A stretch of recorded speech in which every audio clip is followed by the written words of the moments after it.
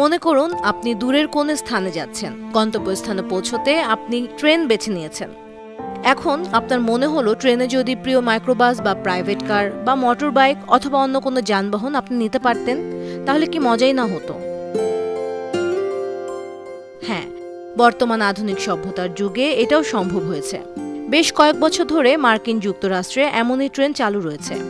এটি যুক্তরাষ্ট্রের একমাত্র ট্রেন যাতে ভ্রমণ করার সময় আপনার প্রিয় গাড়ি বা অন্য কোনো যানবাহন সঙ্গে নিতে পারবেন। এই বিশেষ ট্রেনকে বলা হয় auto train.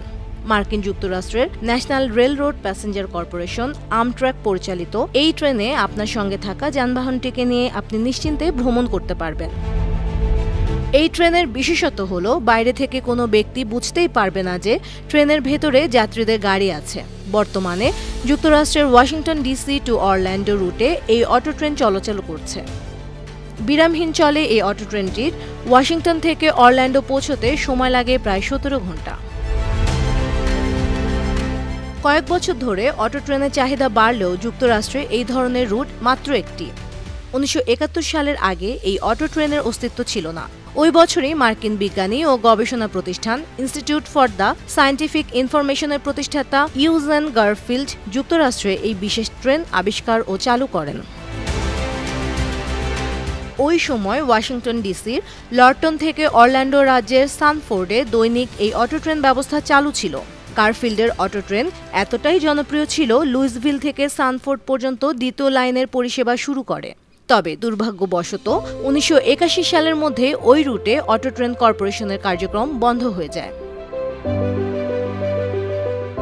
Sleeping coach, dining সহ অত্যাধুনিক ব্যবস্থা থাকা সত্ত্বেও যুক্তরাষ্ট্রে এই ধরনের ট্রেনের একটিমাত্র রুট থাকায় যাত্রীদের চাহিদা পূরণ করা সম্ভব হচ্ছে না।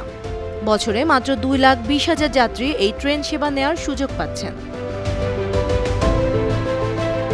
যুক্তরাষ্ট্র বিশ্বের অন্যতম ধনী দেশ হলেও রেল যোগাযোগ ব্যবস্থায় বেশ পিছিয়ে রয়েছে। চীন যেখানে 2008 সাল থেকে প্রায় 42,000 কিলোমিটার উচ্চগতির ট্রেন চলাচলের জন্য রেললাইন নির্মাণ করেছে, সেখানে যুক্তরাষ্ট্র অনেক পিছিয়ে। 100 মাইলের বেশি গতিতে চলাচলের মতো তাদের মাত্র 375 মাইল দীর্ঘ লাইন রয়েছে।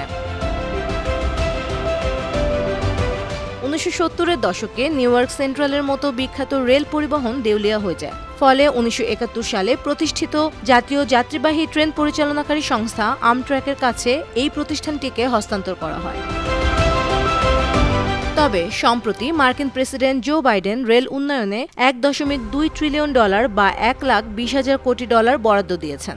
এর মধ্যে বোস্টন, নিউ ইয়র্ক ও ওয়াশিংটনের মধ্যে সংযোগকারী অটো ট্রেনের রুট তৈরির পরিকল্পনা রয়েছে। পরিকল্পনা বাস্তবায়িত হলে রেল খাতে যুগান্তকারী উন্নয়ন ঘটবে। Banu TV news desk.